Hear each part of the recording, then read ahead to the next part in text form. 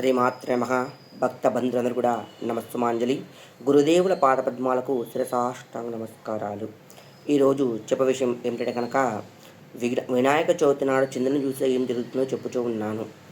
వినాయక చవితి నాడు చంద్రుడి దర్శనం చేసుకోవడం వల్ల నేరాప నిందలు పడుతూ ఉంటారు. సాక్షాత్కారంగా శ్రీకృష్ణుడు ఉదయపడ్డాడు. మనమింతటోళ్ళము. అది ఎందులకు పడ్డాడంటే కనుక పార్వతీదేవి విఘ్నేశ్వరునికి వినాయక చవితి నాడు ఎంతో ప్రీతికరమైన విఘ్నేశ్వరునికి ఉండ్రాళ్ళు, పాయసము, తుమ్మికూర, విఘ్నేశ్వరునికి ఇష్టమైన పదార్థాలన్నీ పెడితే కనుక విఘ్నేశ్వరుడు ప్రీతిగా పంచపక్ష పరమలను కూడా సేవిస్తూ ఉంటాడు. సేవించి స్వామివారికి చాలా పుట్ట నిండిపోతూ ఉంటుంది. లేవనికి కూడా స్వామివారికి చేత కాదు.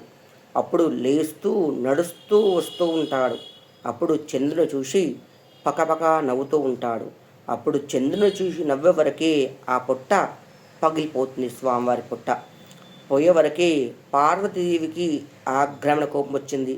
ఏమి నా బాలునికి చూసి నవ్వుతావా అని చెప్పేసి ఎవరైతే చంద్రుని దర్శనం చేసుకుంటూ ఉంటారో వారికి నేలాప నిందలు పడగాక అని చెప్పేసి క్షపించిందన్నమాట పార్వతీదేవి.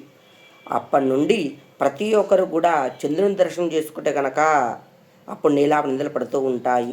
అవి పడకూడదు అంటే కనుక స్వామివారి కథ ఉంటుంది కదా, కథ విని ఆ అక్షంతలు తలపైన వేసుకుంటే కనుక అలాంటి దోషం అనేది మన మీద పడకుండా ఉంటుంది. ప్రతి ఒక్కరు గమనించగలరు. చాలామంది కథాక్షలు ఉంటాయి కదా, వేసుకొని పోతూ ఉంటారు. అలా కాదు, కథ విన్న తర్వాత ఆ అక్షంత శిరస్సుపై వేసుకుంటేనే ఫలితం వస్తూ ఉంది. శ్రీమాత్రే నమః.